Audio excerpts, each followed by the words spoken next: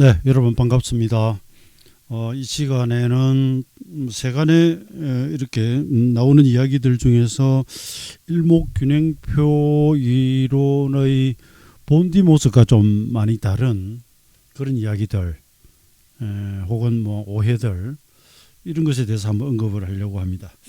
이것은 근래에 어디서 뭐 일목균형표 이론의 엘리어트 파동 이론을 뵙겠다라든지 뭐 이런 오해, 꼭해, 이런 이야기가 있어 좀 설명을 해달라는 요청도 있었고요. 또 최근에 이제 뭐 시장이 저는 2022년 10월 18일 현재 지금 녹화를 하고 있는데요. 증권시장이 최근에 굉장히 번잡스럽고 변동성이 강합니다. 그러니까 중요 변화마디가 또 하필이면 지나가고 있는 이 점에 이런저런 또 구설수들이 있어서 조금 제가 풀어드리려고 합니다. 제가 뭐 일목균형표 이론 이쪽에 대변인도 아니고요. 그래서 제가 뭐라고 나서서 이걸 뭐 해명을 하고 이런 것보다는 그래도 국내에 일목균형표 원전 한글판을 소개했던 사람으로서 또 일목균형표 원전 강의를 2001년 말부터요 지금까지 오랫동안 해오고 있고, 이런 입장에서 입문서도 쓰고요. 뭐 좀 밝혀놓는 것이 또 다른 분들에게 도움이 되지 않을까 해서 말씀을 드립니다. 그런 과정에서 그 일목균형표를 공부할 때 또 참고가 될 만한 내용이 또 좀 있을 수도 있고요. 우선 균형표에 대한 뭐 여러 가지 오해들 이런 것들이 많은데요. 제가 좀 안타까운 부분은 상당수의 오해나 이런 것들은 우선 균형표 이론을 제대로 안 읽어봐요. 반드시 균형표를 읽어야만 뭐 비판이 가능한가 하고 이렇게 반론이 있을 수가 있는데, 또 이렇게 얘기할 수 있잖아요. 이게 이런 급하게 하다 보니까 막 오타 같은 것도 있고 그렇습니다. 아니, 원래 본디 내용을 제대로 모르면서 어떻게 비판을 하죠?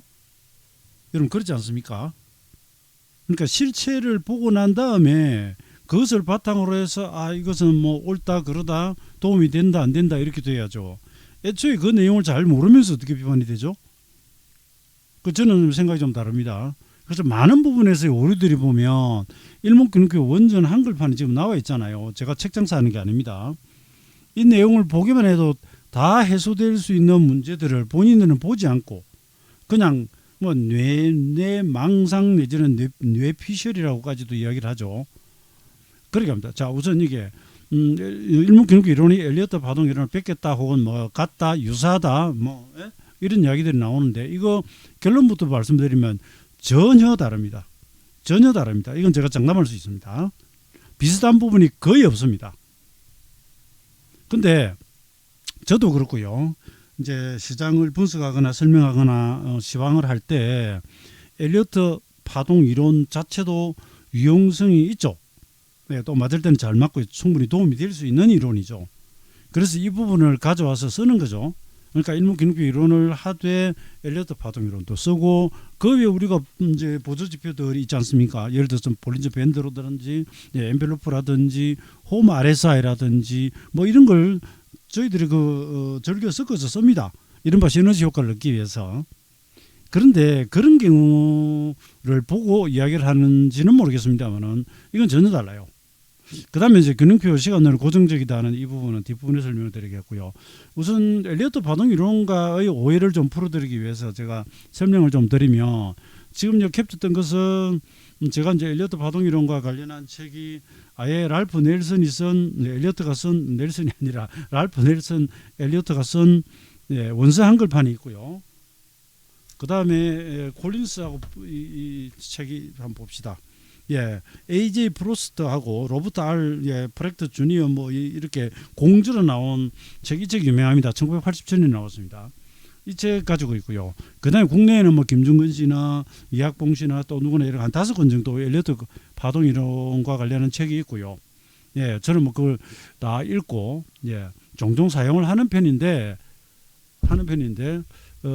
양쪽을 다 봤기 때문에 이건 제가 이야기를 할 수 있습니다. 엘리어트 파동 이론의 시작이 이렇게 됩니다. 이렇게 되고요. 여기 이제 서문 쪽에 보면 엘리어트가 쓴 글이 있습니다. 앞으로 몇 년 동안 주식시장은 1932년부터 37년에 관찰된 패턴을 따르지 않을 것이다.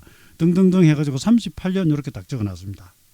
그런데 여러분 엘리어트 파동 이론이 좀 유명하게 된 내용 중에 한 가지 보면 여기 보시는 책은 38년에 이렇게 발간된 것으로 나오잖아요. 근데 우리가 알고 있는 1화에서 보면 1934년 12월 2일 미국 디트로이트 주간 주식 투자 전문지 편집자인 콜린스 앞으로 랄프 넬슨 엘리어트가 보낸 편지가 옵니다. 그 편지에 보면은 조만간 이 시장은 대폭락한다. 이렇게 적고 있거든요. 그 미국이 보면은 제가 지금 시간이 없어서 굳이 중요한 건 아니니까 여기도 차트를 못 갖다 붙이겠는데 이 1929년경이죠. 폭락이 있습니다. 그러고 나서 반등을 하다가 다시 와장창 떨어지는데 여기에 대해서 엘리어트가 미리 이렇게 예고를 한 것이죠. 예고를 한 내용이죠. 그래서 이 부분은 잠깐 제가 전상 금방 그림을 가져올 수 있기 때문에 한번 보여드리고 시작하겠습니다.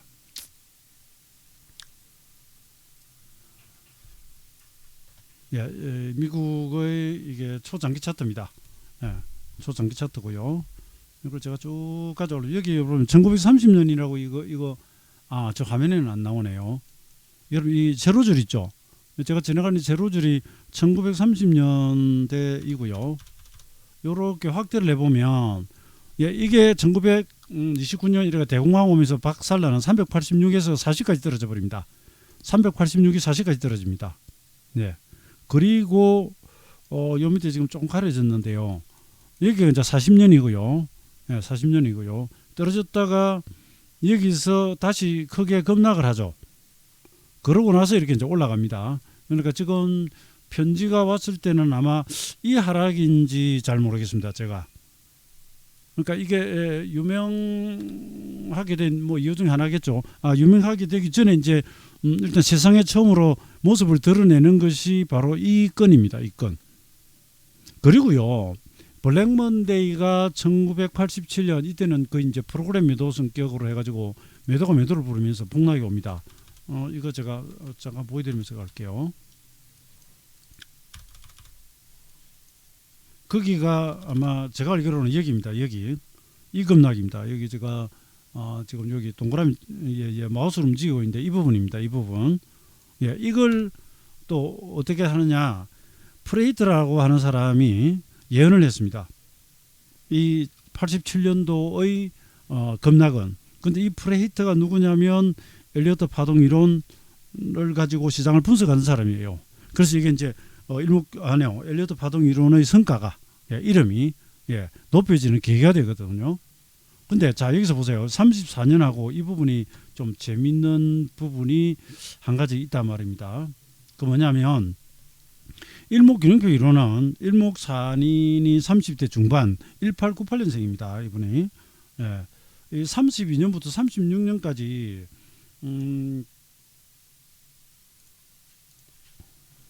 7명의 연구원과 함께 이렇게 개발하는 과정은 이제 원서에 나옵니다. 이 시기하고 말이죠. 그 엘리어트가 파동 이론을 만들어가 발표하는 시기하고 우연히 비슷해요. 그래서 이 부분을 제가 과거에 강의하거나 제가 일목균형표 입문서를 썼을 때 좀 신기하게 받았다는 거죠.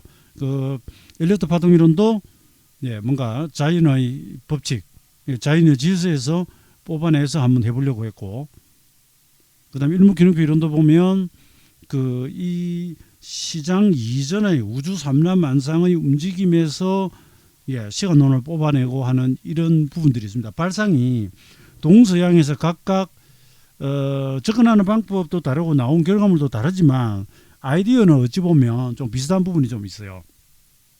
그래가지고 32년부터 36년에 걸쳐서 이제 제작이 됐고요. 35년경부터 일목산인은 일본 미야코 신문 도신문사의 정권 시황부장 상황부장으로 있었기 때문에 그 시황의 기사로 씁니다.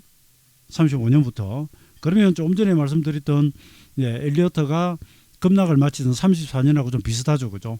그래서 어느 정도 연구해 가지고 완벽하게 완성은 안 돼도 이론도 갖춰졌을 때 이제 적용을 하기 시작하고요. 그 다음에 제가 이걸 이제 길게 이야기하는 것은 다시 한번 결론을 말씀드리면 일목산인이 엘리어트 파동 이론을 가져와 가지고 자기 책에 넣기에는 물리적으로 좀 불가능한 부분이 있다는 것을 제가 이야기를 드리는 겁니다. 그 다음에 이런 이야기 할 필요도 없이 엘리어트 파동 이론과 일목균형표의 파동론을 두 개를 갖다 놓고 비교를 하면 닮은 구석이 없습니다, 여러분.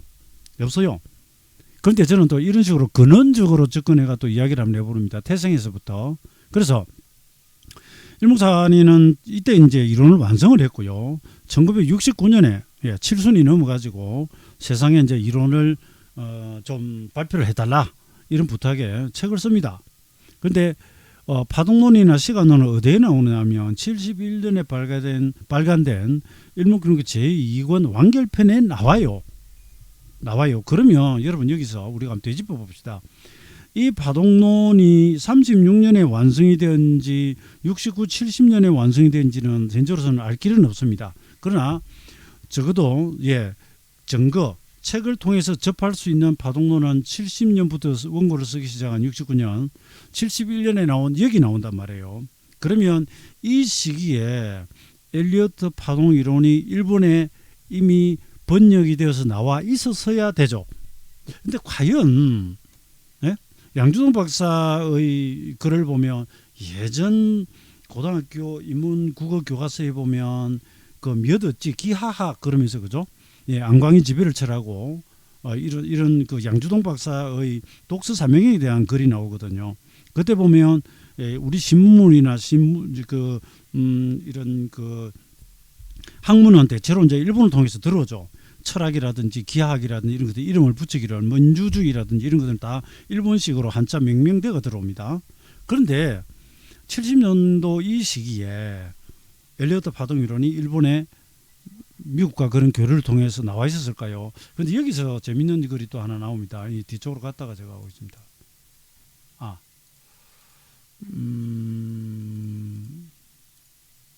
이런 말이 있습니다. 78년 11월에 첫 1권이 나온 엘리어트 파동 이론이라고 하는 책에 보면요. 여기 보면 이제 프로스트와 프렉트 주니어 이런 식으로 있는데 이 프로스트가 뭐라고 적었느냐면요. 1970년대에 다우 이론을 아는 100명 중에 다우 이론은 찰스 다우의 이론이고 그 자체도 기술적 분석의 시조 비조라고 이야기를 합니다. 찰스 다우를. 그 몇 가지 이제 이론들이 있거든요. 그것을 아는 100명 중에 그러면 적어도 미국에서 정권 시장에 참여하면서 기술적 분석을 한다는 사람들이겠죠. 그죠? 그 중에서 엘리어트 파동 이론을 들어보기라도 한 사람은 한 명에 불과하다고 예? 미국에서도 이 정도인데 이 책이 일본으로 가서 일목산인이 그걸 보고 베껴가지고 일목균형 이론서를 썼다. 이런 그게 가능할까요? 저는 이 부분을 지적을 해드렸고요. 이 부분을 지적해드렸고 그 말고도 엘리어트 파동 이론은 여러분 잘 아시는 대로 상승 5파에 조정 3파에 그죠? 임펄스에 해가지고 그 다음에 이제 비율 분석을 하고 피보나치 시계율이 있고 이런 식으로 제가 그냥 간단하게 이렇게 말씀드립니다. 근데 일목균형표는 상승 5파, 조정 5파 이 개념이 없어요. 비율 분석 거의 안 합니다. 배수부 분석도 비율 분석은 엘리어트 파동 이론에서는 대단히 중요한 부분이죠. 피보나치 황금 분할 비율 38.2%부터 61.8%라든지 이런 것들이 많이 나옵니다. 많이 나옵니다. 그 다음에 약간 시간론적 성격도 들어있어요. 엘리어트 파동 이론도. 그런데 그 시간론이 일목의 시간론과는 또 전혀 다릅니다. 여기 보면 이제 제가 엘리어트 원본 한글판을 지금 가져왔습니다. 상승 1, 2, 3, 4, 5 이렇게 가고 있죠. 그죠? 가고 있는 중에 그것이 또 5개의 파동으로 나눠지고 그렇습니다. 그리고 조정 파동이 이렇게 1, 2, 3, 4, 5 오르고 나면 ABC로 떨어지고 그죠? 1, 2, 3, 4, 5 ABC 떨어지고 1, 2, 3, 4, 5 오르고 그것이 전체적으로 또 1, 2, 3, 4, 5가 되고 이 자체가 1, 2, 3, 4, 5가 되고 이러면서 그야말로 슈퍼 그랜드 그 웨이브입니까? 이런 식으로 엄청나게 올라갑니다. 이게 일목균형표에는 파동을 물론 보다 큰 것 작은 것 이런 식으로 잡아 나가긴 하지만 이 정도의 개념은 없어요. 이런 식으로 접근을 안 한다는 이야기입니다. 제가 드리는 말씀은 그 다음에 시간적으로 가보면 이건 그 프로스트가 쓴 책 1978년에 썼다는 책 그 책에 보면 이런 식의 약간 주기에 대한 것입니다. 상하 가면서 8, 9, 10, 18, 20, 28, 9, 10 그럼 일목균형계 9 기본수제가 비슷한 게 여기 계속 나오죠. 16, 18 그러면 17하고 약간 비슷하고요. 이건 그 엘리어트 파동 이론에 나오는 거 8, 9, 10이 반복되고 고점은 바닥은 16, 18, 20이 반복이 되고요. 반복된다는 이야기는 일목균형표에서의 대등수치와 비슷해요. 근데 이건 상호간에 서로 이론을 베낀 것이 아니라 시세를 보다 보면 이런 현상을 누구나 목격할 수 있기 때문에 이렇게 나오는 것이고요. 그 다음에 이건 제가 그냥 그 책을 스캔을 하기보다는 그냥 스마트폰으로 찍어가지고 그냥 대충 올려서 울렁울렁합니다. 파동 이론에 따른 이제 프로스트의 주가 예측을 해가지고 이런 파동이 있고요. 그 다음에 이 안에서도 보면은 뭐 주로 반복해서 나타나는 패턴 그래가지고 8, 9가 좀 많죠, 그죠? 10에서 이런 거까지. 그러면 피보나치 수자수를 나오고 이럽니다. 이것이 이제 엘리어트 파동 이론에 나오는 파동의 형태와 시간에 관한 것이고요. 이제 주로 이제 사람들 하는 이야기가 내용도 잘 모르면서 엘리어트 파동 이론을 일목균형표가 뵙겠다 그러는데 그 이야기 하는 사람은 면전에서 보면 바로 알 수 있죠. 이 사람은 일목균형표 이론 원서를 아예 읽어보지도 않았구나라고 이야기를 할 수 있는 겁니다. 그래서 제가 좀 비유를 하자면 어떤 사람이 이야기를 하는데 남대문이 독립문을 보고 뵙겠다 그러면 여러분 남대문은 중근을 하고 지난번에도 안타까운 화재 사고 이후에 다시 중근을 했지만 이건 조선시대에 만들어졌고 그죠? 이게 우리 독립문은 개화기에 만들어졌고 이것이 프랑스의 개서문을 보고 본따서 만들었다고 하면 말 안 되잖아요. 그런데 뭣도 모르는 사람이 서울에 가면은 뭐 독립문도 있고 남대문도 있는데 뭐 두 개 닮았다고 한다거나 그죠? 아니면은 뭐 남대문 독립문 보고 베껴 가지고 앞에 아치형으로 문이 있다든지 이러면 이게 말이 됩니까? 말이 안 되는 소리죠. 우선 시기적으로 그죠? 여기는 근대고요, 여기는 그죠? 아주 예전 과거가 되는데 이런 식인 겁니다. 그러니까 한 번이라도 자기가 가서 독립문하고 남대문을 봤으면 그런 소리를 못 한다는 거죠. 못 한다는 거죠. 모르는 사람들이에요. 짜장면 먹고 와가지고 짬뽕을 평가를 하거나 이러면 안 된다는 거죠. 전혀 다른 거예요, 서로. 그 이야기를 해놓고요. 그 다음에 일목균형표 파동론을 가면 가장 간단합니다. 그냥 IVN 셋이에요. IVN 셋이라고 하는 건 뭐냐면은 제가 이 파동론은 따로 그 영상을 유튜브에 만들어 놨기 때문에 여러분들 그거 보시면 됩니다.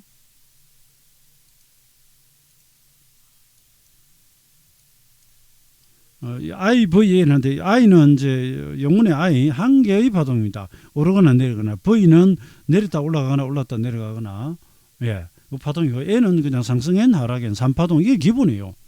끝. 이게 기본이에요. 한 차례 상승했다가 눌렀다가 다시 간다든지 그 다음에 더 가면 이것도 이제 기본 3파동이에요. 기본 3파동이고 균형표는 이 파동을 이용해 가지고 여기에 이제 시간이나 가격 이런 걸 배당을 해서 이걸 골격으로 해서 미래를 예측하려 하거나 이렇게 하는 방식으로 갑니다. 그다음 P의 P 파동이라고 이렇게 이제 수렴형 파동이 있고요. 이거는 이제 확장형 Y 파동이고요. 그다음 헤드 앤드 숄더라고 우리가 일반적으로 부르는 이런 삼전형 이건 이제 일목균형표도 파동론이 나오는데 여러분 여기에 엘리어트 파동이라고 겹치는 게 있습니까? 단 한 가지도 없어요. 단 한 가지도. 물론 엘리어트 파동 이론을 낱낱이 분해를 하면 이 안에 I가 있고 V가 있고 N이 있죠. 균형표는요. 이렇게 올라가면 그냥 N의 반복으로 봅니다. N 파동이 3반복되면 5파가 되는 거예요. 그런 식으로만 이야기를 합니다.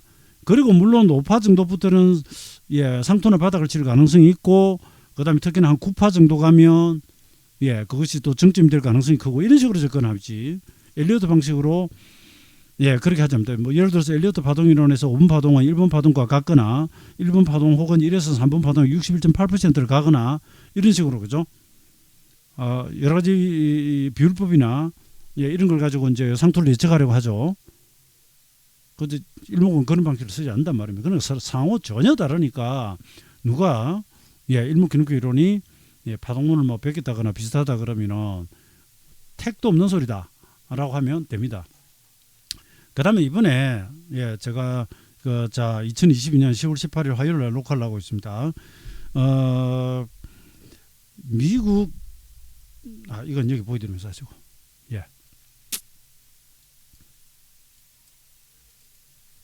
나스닥 지수가 이번에 시세가 전개되는 과정에서 6월 16, 17 바닥에서부터 8월 16일까지 42일이 올라오고요. 일목기본수치. 그로부터 40일이 당도한 10월 13일 날 장대 양봉이 떴단 말입니다. 장대 양봉이 떴고 이날 이제 CPI 발표하면서 결과가 나빴습니다만은 낙폭과 다 있다는 매수가 들어왔고요. 그 다음에 금요일 날은 미시간대의 기대 이제 인플레율이 높게 나온다 그래가 또 박살이 났고요. 그래놓고 또 월요일 날은 영국이 지금 감세안을 처리하고 뭐 등등 이러면서 아주 또 폭등을 해버립니다. 마이너스 3.08 종가, 플러스 3.43 이날 저가에서 고가까지 5.8% 가까이 이런 급변동이 나오고 있습니다. 40일 변화일 지나가면서 지금 난리를 치는데 아직 진바닥 확인이 안 돼서 그런지 여기에 이제 태클을 거는 분들이 있는데요. 이 외에도 11월 22일로부터 따지면 일목균형교 226 변화일도 지금 여기 와 있는 상태입니다.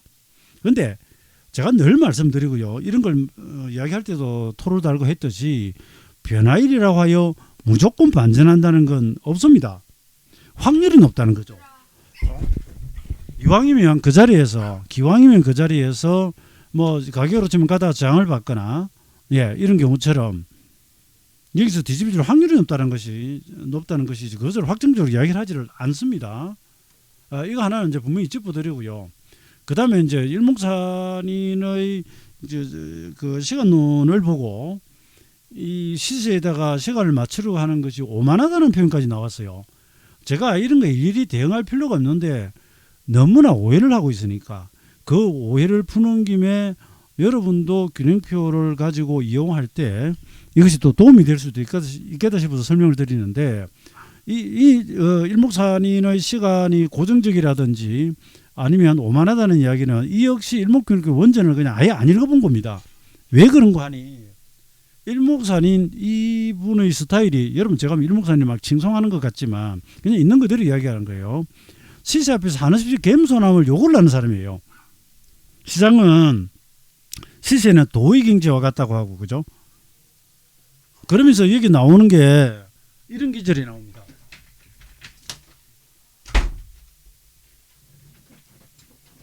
여러분 우리가 단무지를 다꾸왕이라 그러죠. 일본의 태감선사 이 다꾸왕 선사입니다. 이 양반이 만들었거든요. 이 태감선사가 쓴 글을 일목균형교 원전 표지 안쪽에 보면 이게 씌어 있어요. 부동지신 묘록이라고. 이 번역이 정확한지는 모르겠는데 사물을 한번 보고 거기다 마음을 두지 않는 것을 부동이라고 합니다. 그 사물을 보고 거기다 마음을 두면 거기다 고정을 시켜 놓으면 그러면 고착화가 되잖아요. 거기다가 마음을 계속 두고 있으면 여러 가지 지각이 가슴 속에서 생겨나고 작용한다는 이야기입니다. 그래서 여기서 이문자재라는 표현도 나오는데 그건 뭐냐면 어떤 그 시세라고 예를 들면 그것은 그 자체로 자연으로서 흘러가게 두라는 겁니다. 자재. 그리고 나는 스스로 뭐 존재한다 그럴까? 나는 그것이 얽매이지 않고 판단을 한다 그럴까? 그래서 이것을 우리가 이제 비유를 할 때 여러분 이제 바둑을 분수는 잘 둘 수 있잖아요. 어깨 너머에서. 근데 자기가 바둑돌을 잡으면 뭐가 잘 안 보인다든지 이게 부동지심 묘록이거나 이문자재의 경지에 못 들어간 겁니다.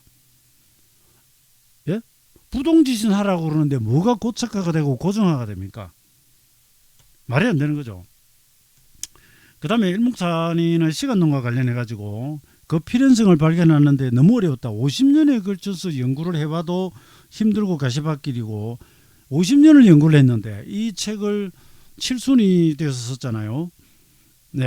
아직 전체를 얘기할 경지에 도달하지 못했다라고 본인은 스스로 겸손하고 낮추는 사람이에요. 그런데 일목산인이 시간론을 가져와 가지고 다 와봐 이걸 써봐 그러면 다 맞힐 수 있어 모든 시제가 내 손 안에 들어와 미래가 한눈에 보여 이렇게 구라를 칩니까? 아니라니까요. 계속 당부하는 것이 연구하라 그러고 예? 그리고 거기에 고착화하지 마라 그러고 시세가 거기서 전환만 일어난 것은 아니기 때문에 변화일이라고 했다고 하고 상승에는 연장파동이 오거나 하락에는 가속화도 일어날 수 있다 그러고 예? 그래서 너무 앞서가려 하지 말아 한다거나 그런 당부를 수없이 합니다. 그런데 어떻게 네? 시간에 5만 원을 이야기하고 고정됐다는 표현을 하느냐. 그냥 아예 일목요연의 책 자체를 안 봤다는 이야기입니다. 그러니까 비판은 자유입니다. 네, 뭐 그 비판까지 제가 말릴 수는 없는데 그런 오해를 하면서 예, 그렇게 아주 그 막된 표현을 쓰는 것 자체가 안타깝다는 이야기입니다. 그래서 여기 보시면 이 책을 쓰면서 이제 시간론에 대해서 자기는 그래도 한 50년 정도 연구를 했기 때문에 그 뭔가 이렇게 접근하고 판단하고 적용하고 이런 데 있어 가지고 어느 정도 그죠? 예, 틀을 갖췄다 그럴까 아니면 어떤 확률이 조금 더 높다 그럴까 방법론이라는 게 있겠죠. 그러니까 우리가 일상에서도 다 말로서 가르쳐 줄 수 없는 표현할 수 없는 그런 부분들이 있지 않겠습니까? 그래서 여기서 그런 이야기를 합니다. 변화를 결정하기 위해서는 대단히 많은 요인에 의한 것이지만 이걸 누구나 알 수 있도록 결정하고 설명하는 것이 이제 불가능까지 이야기를 합니다. 이걸 설명하려면 상당히 복잡하다. 그런데 변화를 취하는 방법, 결정 방법 일부분이라도 발표해 두면 이걸 실마리를 해서 젊은 사람들이 연구에 이바지할 수 이렇게까지 자기를 낮춥니다, 여러분. 일목산이는 일본에서 시황의 요코즈나라고 칭송을 들은 사람이에요. 제가 일본 갔을 때 7순이 넘은 일목산이 제자를 만났거든요. 그분 하는 이야기가 자기도 주식을 한 15년 할 동안 엉망이다가 어느 날 신문을 보다 보니까 일목산인이 간간히 신문에다가 예, 시황 기고를 하는데 그게 너무 잘 맞더래요. 그래서 자기가 그때부터 공부를 해가지고 35년 지났다 그러더라고요. 그러니까 자기 스스로 이렇게 나름 잘 봐도 100%가 있겠습니까? 잘 하면서도 하나씩 자기를 낮추면서 후학들한테 이제 이 정도 공개한 것 가지고 공부를 하라고 이야기를 합니다. 그리고 원전에 보면 또 다른 일화도 있어요. 네, 독자들이 전화를 해가지고 이제 시세에 대해서 시장에서 물어보면 우선 첫 마디가 나는 내일의 시세를 모른다라고 답을 합니다. 이분은 그래 나 알려줄게가 아니라 모른다라고 이야기를 해요. 아예. 그런 다음에 나가는 이야기가 모르는데 현재까지 시세가 이렇게 흘러왔고 현재 이런 모양을 보이고 있기 때문에 예, 이렇게 가면 이렇게 되지 않을까 하는 식으로 이렇게 조금은 경우이수랄까 이런 식으로 예, 행동할 수 있는 이런 어떤 대책, 실마리, 방법론을 제시를 하는 거죠. 이런 정도 해놨고요. 사실 이 부분이 뭐 이야기가 좀 길어졌는데 그 다음에 그다음 이제 일목균형표 이제 기본 수치들에 대해서 조금 설명을 드려야 되겠습니다. 제가 여기다 글을 쓰려고 하니까 글이 안 써지는데요. 따로 하나 이걸 꺼내서 이야기를 하겠습니다. 균형표 이론이 이제 고정적이라고 했을 때 이 부분이 조금은 맞는 것 같지만 또 사실과 좀 다릅니다. 일목에는 이제 기본 수치라고 하는 것이 있죠. 예, 이건 뭐 우주 삼라만상을 진행해서 구해가 최적화시켰다 뭐 이런 이야기를 합니다. 17회 예, 26부터가 이걸 이제 단순 기본 수치래가 쭉 숫자가 나갑니다. 예, 3, 3, 4, 65, 76 이렇게 쭉쭉쭉쭉 계속 나갑니다. 예, 676 이런 식으로 나갑니다. 이건 정해져 있는 숫자가 맞아요. 이게 고정적이고 독립적이고 예, 독립적이고 시장에 종속되어 있지 않다는 이야기입니다. 시장과 전혀 상관없습니다. 개장 일수와도 상관없고요. 독립적이는 관념적이다 그랬습니다. 예, 철학적인 표현입니다. 그 다음 대등수치라고 하는 영역이 있어요. 대등수치는 숫자가 정해져 있지 않습니다. 이건 예, 흘러온 시세에서 예, 리듬 수치를 뽑아냅니다. 뽑아내서 이후 시세에 접목을 하기 때문에 수장이 아예 이건 예, 그래서 이걸 관념적이고 이건 이제 선험적이라고 합니다.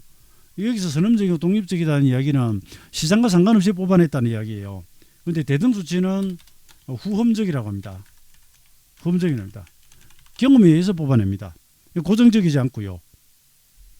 그래서 대등수치로 가버리면 근데 일목균형표 변화율이 두 가지가 우선 크게 있지 않습니까? 가버리면 전혀 정해지지 않으니 고정이 아니고요. 그 다음에 기본 수치는 고정되어 있는데 이제 이런 부분이 있습니다. 예를 들어서 65라고 하는 기본 수치가 있으면 이게 56부터 71을 커버합니다. 129는 120부터 138을 커버하고요. 이런 식으로 앞뒤로 이게 뭐 유격이라 그럴까 이게 있습니다. 근데 우리가 투자를 하는 입장에서 65를 중심에 두고요. 그보다 빨리 오거나 뒤에 올 수 있는데 여기까지 하면 여러분 굉장히 어려워지거든요.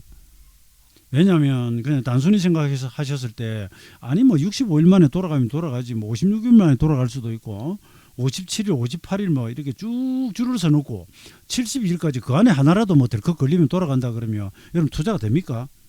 어려워지잖아요. 그죠 여러분? 그러니까 이 부분은 제가 이제 뭐 더 설명하면 좀 힘든 부분이 있는데 우선은 그냥 60으로 기억을 하시고요. 대신에 숫자가 고정적인데 균형표는 변화일을 때릴 때 우선은 가장 일반적인 것이 직전 최저점이나 최고점 혹은 뭐 무너지는 자리 이런 자리에서부터 시간을 끌고 나가기 때문에 이게 유동적입니다. 이게 고정화되어 있질 않아요. 완전히 고정된 것은 어떤 것이냐면 예를 들어서 이제 24절기 같은 거죠. 24절기.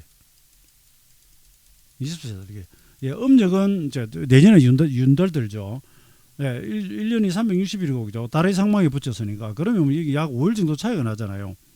이것 때문에 윤달 들고 해가지고 앞뒤로 왔다 가고 난립니다. 근데 농사 짓는데 음력 가지고는 농사를 못 지니까 황도라 그러죠. 원래 이제 지구가 태양 주변을 돌지만 지구를 태양이 돌아간다는 가상에 황도를 그려놓고 이것을 15도 간격으로 24등분을 해가지고 이걸 24절기로 만들었습니다. 그래서 이것은 항상 거의 일정합니다. 그래서 입춘 그러면 늘 2월 4일이고요. 살짝 앞에 3일 저녁이나 이렇게 올 수가 있습니다. 여기를 벗어나지는 않습니다. 그렇기 때문에 망종, 뭐 씨도 뿌리고 농사를 짓거나 할 때 이걸 그대로 쓸 수 있거든요. 이런 경우가 그 시간이 고정적인 거예요. 24절기를 가지고 투자를 하거나 일진을 가지고 투자를 하면 좀 안 맞는 게 이런 게 있습니다. 그 다음에 별자리 28숙이라고 하는 게 있습니다. 여러분 이런 거 처음 들어보실지 모르겠는데 28숙 별자리를 가지고 그 별이 가지는 의미를 가지고 투자를 하는 경우가 있는데 이게 이제 묘하게 되어 있습니다. 왜냐하면 여러분 일주일이 7일이잖아요. 여기는 공휴일을 안 빼더라고요. 그러면 늘 47에 28 해가지고 4주 간격으로 똑같은 월화수목이 항상 돌아갑니다. 이건 고정적이잖아요. 이런 게 고정적인 거예요. 이걸 고정적이라고 부릅니다. 이거 물론 제가 표현하는 것이지만 기본 수치는 숫자가 고정적인 것처럼 보이지만 앞뒤 6이 있다 그랬죠. 그 다음에 9일을 잡되 시작점이 항상 달라집니다. 항상 달라집니다. 어디를부터 잡느냐에 따라 항상 이동합니다. 항상 이동해요. 그래서 어찌 보면 내가 이만한 틀을 하나 가지고 있는데 어디서부터 이 틀을 갖다 대느냐 이런 제가 프레임을 하나 가지고 있단 말입니다. 항상 뭐 여기서부터 내가 틀을 대기도 하고 여기서부터 틀을 대기도 하고 그래서 이게 이동하면서 유동적인 거예요. 그 고정적이지 않습니다. 그래서 제가 이걸 균형표 시간론이 아주 고정적이다고 하는 것을 반론으로 쓰는 것이고요. 그 다음에 또 한 가지가 고정적이면서 유동적이다고 했는데 어느 정도는 고정적이어야 또 해요. 왜 그런가 하니 숫자가 너무 많으면 너무 많으면 여러분 투자를 할 수가 있습니까? 여기서도 보세요. 65가 중심인데 56부터 70일을 전부 커버한다고 합시다. 그럼 특정 날로부터 56일도 변화일, 57일도 변화일, 58일도 변화일, 59일도 변화일 이런 식으로 가면 72일까지 여러분 며칠이나 됩니까? 양변력이 17일이나 이게 걸려버리잖아요. 이래서 투자 되겠습니까? 그래서 일부는 고정적이되 시작점이 이동하면서 해줘야 됩니다. 이게 유동적이 돼버리면 뭐라 그럴까요? 내가 사격을 하는데 내가 사격을 하면서 총을 쏘는 순간에는 어느 정도 고정이 돼 있어야 되지. 그죠? 이동하면서 쏘면 상당히 맞추기가 힘들지 않을까요? 비유가 적절한지 모르겠습니다. 한 요 정도까지 말씀을 드리고요. 그래서 오늘 이야기를 드리려고 한 것은 사실 뭐 이것만 해도 영상이 상당히 긴데 균형표가 과연 엘리어트 파동이론을 뺏겼느냐? 제가 그랬죠. 전혀 아닙니다. 내용이 상호간에 거의 99% 100% 가까이 다르고요. 다릅니다. 같은 게 없습니다. 없고 두 번째는 아까 보셨듯이 물리적으로 1930년대에 일본과 미국에서 각각 개발되었고요. 1970년 예, 제2권 파동론을 글을 쓰기 시작할 때 과연 미국 엘리어트 파동 이론이 일본어에 와 있었을까? 그것도 예, 말이 안 되는 부분이라고 하는 것이고요. 그다음 제가 이제 굳이 이렇게 말씀드리는 내용 중에 이 부분은 조금 이제 밝히고 가야 될 것 같습니다. 그건 뭐냐면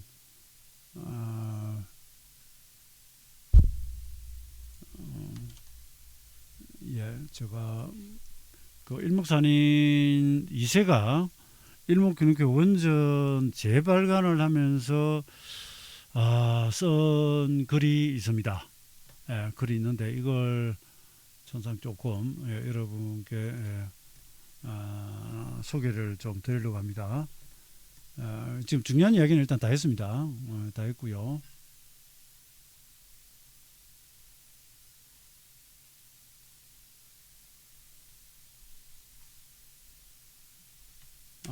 예, 지금 제가 꺼내고 있는 중인데, 이건 한글판 일목균형표 낼 때 일목산인 손자가 서문을 하나 써줬습니다.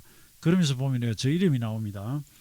예, 이래 미디어에서 이래 출판사에서 이래 미디어 출판사에서 일목균형표 원전 발간을 위해서 원저자 후손들을 접촉했을 때 이 사람들이 한국에 뭐 이동웅이라는 사람이 있으니까 거기를 찾아가라고 이제 이야기를 준 거죠. 그래서 저한테 이제 연락이 왔더라고요. 이제 지금 뭘 찾아내는데 시간이 좀 걸립니다.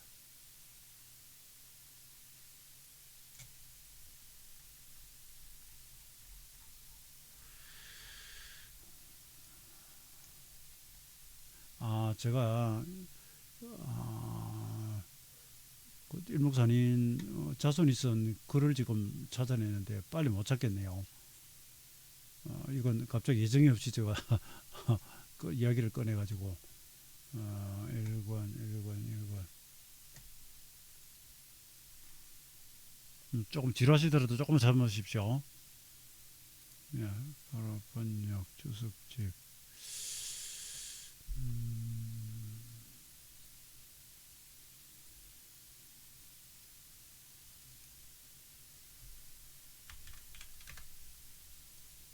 안 되겠습니다. 그냥 말로 하겠습니다. 말로. 네, 말로 하겠습니다. 이 부분은 이제 그 일목균형표 한글판 발간할 때 일목산인 손자가 올린 글이고요. 뭐 저 이야기를 좀 하고 있고요. 제가 이제 나름 우리나라의 근육표 이론의 보급에 조금은 힘을 쓴 부분이 있다 보니까 이런 이제 오해, 특히나 전혀 좀 말이 안 되는 이야기들 이런 걸 보면 안타까워서 제가 뭐 어디에 누가 무슨 소리를 하는지 다 모르니까 일일이 찾아가서 뭐 이런 걸 못 해줍니다만은 귀에 들리면 혹은 직접 접하게 되면 이런 정도는 이야기를 하게 되고요. 그 다음에 한 가지가 일목산인 2세가 일목균형표 이제 그 재발간을 하면서 쓴 글이 있습니다. 요거는 태감선사의 부동지심 묘지 그 원전 속에 있는 글이고요. 뭐 간단합니다. 그 시중에 당시에 이제 일본에서도 뭐 일목균형표 무슨 이용법 이래가지고 이런 것들이 비디오도 찍고 책도 막 나오고 이러니까 그 이제 일목산인 2세가 하는 이야기가 그겁니다. 만약에 이것이 일목균형표 원전 내용하고 똑같다면 저작권 위배고요. 그다음에 만약에 다르게 한다면 이것은 이제 종가로서 일목균형표 이론이 원래 원형이 있는데 사람들이 그걸 마음대로 이렇게 막 비틀거나 막 이래가지고 했을 경우에 그 투자 결과가 잘못되면은 요건 이제 일목균형표의 그 종가 여기가 요걸 듣는 것이 아닌가 하는 그런 안타까움을 적는 글이 있습니다. 그래서 아예 근육교 원전 내용하고 다르지 않다면 정확하다면 저작권은 위배지만 그것을 읽는 독자들에게는 피해가 없을 것이라는 이야기고요. 그렇지 않고 무슨 이용법 해가지고 막 그렇게 하면 이제 곤란하다는 뜻에서 본가의 그 이런 마음을 이해를 해달라 그랬는데 저는 또 입장이 조금은 다릅니다. 그래서 이전에도 녹화를 그렇게 했습니다만은 그냥 근육표를 가져와가지고 그 안에 아무리 수많은 기법이 있지만 나는 요거만 가지고 쓰면 좋더라. 또 이걸 나는 요렇게 변형해가지고 해보니까 잘 되더라. 수익 내면 장땡입니다. 최고입니다. 그렇게 하면 됩니다. 그런데 대신에 강의를 할 때 그건 구분은 좀 해주자는 거죠. 그러니까 일목균형표 이론이라고 강의를 하면서 균형표 원래 있는 내용하고 전혀 동떨어진 내용을 하거나 그러면서 일종의 사칭을 해버리면 좀 곤란하지 않을까 이런 생각이 하나가 있고요. 그 다음에 다른 또 한 가지는 균형표 내에 굉장히 여러 가지 이론이 있음에도 불구하고 굳이 그 안에서 다른 좋은 것들은 다 내버려 두고요. 일목산이 별로 크게 신경도 안 쓰던 뭐 구름대를 가지고 물딱죽물딱 씻고 아니 씻고 맛보고 데치고 볶아서 삶아서 이렇게 쓰는 거 보면 물론 제가 전제 조건이 그렇습니다. 그렇게 해서 시절을 잘 맞추면 돼요. 네, 되긴 되는데 더 좋은 게 있단 말이죠. 특히나 보다 확실한 것은 시간론이죠. 시간론인데 그것이 어렵다 하면 그것은 그냥 공부용으로 조금씩 쓰면서 다른 걸 하시면 되고요. 근데 균형표에서 너무 좀 멀어지는 것들이 있어서 좀 안타깝게 생각합니다. 그 다음에 이제 나가기 전에 요 며칠 사이에 한번 볼게요. 네이버 경우 자꾸 이제 시간론 가지고 뭐라 그러는데 이런 부분이 있다는 말이죠. 항상 맞지는 않지만 자 지난번에 제가 네이버 올려드렸습니다. 42 변화일 하루 더 갔고요. 33 그다음에 76 변화일 옵니다. 자 이거 일봉이고요. 주봉으로 가보면 네이버가 이제 플랫폼 기업들이 엄청나게 떨어졌는데 지금 이번 주가 이제 65주예요. 일목 기본수치. 예? 그리고 17 기본수치 와 있어요. 지금 오늘 장중까지 어떻게 됐냐? 네이버가 이만큼 좀 올라옵니다. 물론 작은 반발에 불과하죠. 근데 이 참 하락만 이어지던 이 시세가 여기서 이렇게라도 움직이는 거. 그다음 이번 하이닉스 삼성전자 마찬가지예요. 일목 변화일 치고 들어갔고요. 그다음 오늘 장중에 보면 이제 이런 식의 장중에는 시가 이후 수급이 나빴으니까 추세 매매하는 방법이 있고요. 가장 간단한 방식입니다. 이건 시간론은 안 들어갔습니다. 그런데 여러분 오늘 이제 선물이 시가 이후 계속 빠지다가 12시하고 시간 지나가지고 뒤집어서 치고 올라가 버렸잖아요. 그게 여러분 시간론으로 보면 여기서 42, 43이고요. 이 고점에서 42 여기서부터 치고 나갑니다. 신기하지 않습니까? 외인 선물이 여기서 돌아가요. 이 시간마다 두 개에서 뭔가 좀 돌아갑니다. 이 사람들이 일목균형표 시간론 보고 투자할까요? 안 해요. 이런 것이 있습니다. 그 다음에 나스닥 시간의 선물도 한번 보세요. 12시 지나 여기 시간마다 이 부근 지나가면서부터 급등을 해버립니다. 물론 이건 뭐 영국이 추가 국채 매입을 한다든지 프랑스 마크롱 대통령이 11월까지 뭐 전년가스 재고 확보를 다 했다든지 이런 재료도 물론 좀 있었습니다. 그런데 결과적으로 이런 게 나옵니다. 나오고요. 여기 이제 오늘 움직였던 분봉의 시간을 잠깐 보시면 오늘 이게 이제 실제 상황이거든요. 실제 상황인데 여기서 아니요. 여기서 지금 시간마다 지나가면서 양봉으로 치고 나가기 시작하잖아요. 그런 다음에 상토가 어디서 오는 거 보세요. 출발점은 정확히는 저점이 여기잖아요. 제가 17이라고 줄을 쳐놨는데 이 일목 기본수지 여기서 상토 쳐버립니다. 물론 시가 부근이고요. 이 외에 여기서 보시면은 이게 이제 42자리고요. 42자리고 그 43에서부터 돌아갑니다. 근데 여기서는 아직 완전한 반전은 못했죠. 이런 부분들이 이제 종종 발생할 때가 있다는 거죠. 있고 그 다음에 뭐 보시다시피 미증시가 현재로서는 이 변화일이 지나가면서 뭔가 움직임이 좀 나타나고 있는 거 어디 갔죠? 이런 부분들은 나중에 이것이 뭐 많이 가든 적게 가든 이런 변화마다 왔을 때 반응이 있다는 것은 충분히 연구해 볼 만하다는 거죠. 그것이 시장을 완전히 반전시킬 정도의 에너지나 이런 것이 안 되면 또 떨어지겠죠. 그건 또 떨어지고 그러면 버스 정류장입니다. 정류장 그냥 버스가 가는데 아무데나 쓰는 건 아니고요. 그래도 가다가 정류장에서 쓰거든요. 대체로. 그러다 보면 거기서 이제 종점이 되고 돌아서기도 하고 하겠죠. 이렇게 보시면 돼요. 저희가 막 이것만 보는 것도 아니지만 인지상정상 이렇게 중요 변화마디가 오고 226 같은 게 오면 여기서 바닥이 나왔으면 바람도 있고요. 또 굉장히 큰 변화일이 왔기 때문에 제대로 돈 반등이 좀 오지 않을까 기대도 하게 되는 것도 사실이고요. 또 오늘 아침에 기사 보시면 시장에 대해서 이제 상당히 부정적으로 이렇게 보던 JP 모건의 누굽니까? 마이크 윌슨도 지금 데드캣 뭐 바운스 그러면서 S&P 기준으로 한 11% 정도는 올라갈 여지가 있다 이런 표현도 조금 나오기 시작합니다. 나머지는 우리가 보면서 대응하면 됩니다. 그래서 저는 다시 정리합니다. 무조건 변화일이 맞다. 혹은 변화일만 봐야 된다. 이런 게 아니라는 거죠. 그다음에 일목산인도 그렇게 이야기를 했고요. 그러니까 수많은 기법 중에서 하나로서 우리가 가면서 찾아보다 보면 과거에 이게 잘 맞는 경우가 많았고요. 왜 다들 이전에 시제가 절묘하게 돌아갈 때 그럴 때는 아무 소리 안 하다가 중간에 뭐가 조금 헷갈리거나 이러면 나타나가지고 뭐 비판을 한다든지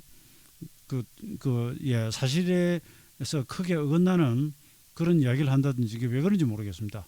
그래서 투자는 그렇습니다.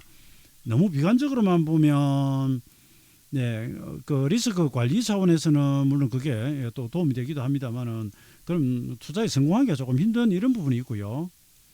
이 보십시오. 2020년 팬데믹 바닥은 정확하게 26 변화일이었고요. 그렇기 때문에 이날 아침에 급락하는데 제가 강력 매수라고 이야기를 했던 것은 이 경우에는 오로지 변화일의 도움을 받은 거죠.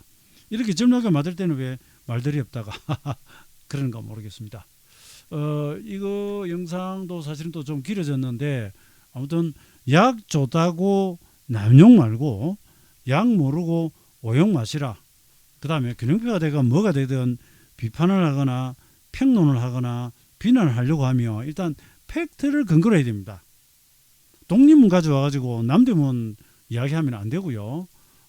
짜장 가져와가지고 짬뽕 이야기하면 안 됩니다.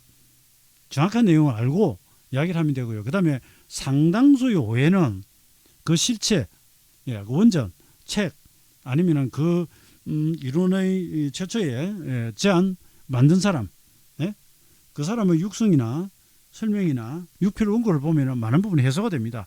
보고 나서 이야기 좀 합시다. 저는 여기까지입니다, 여러분. 뭐 긴 이야기 드렸는데 이 자체가 균형표를 접하는 데 조금이라도 도움이 되셨으면 좋겠습니다. 마치겠습니다.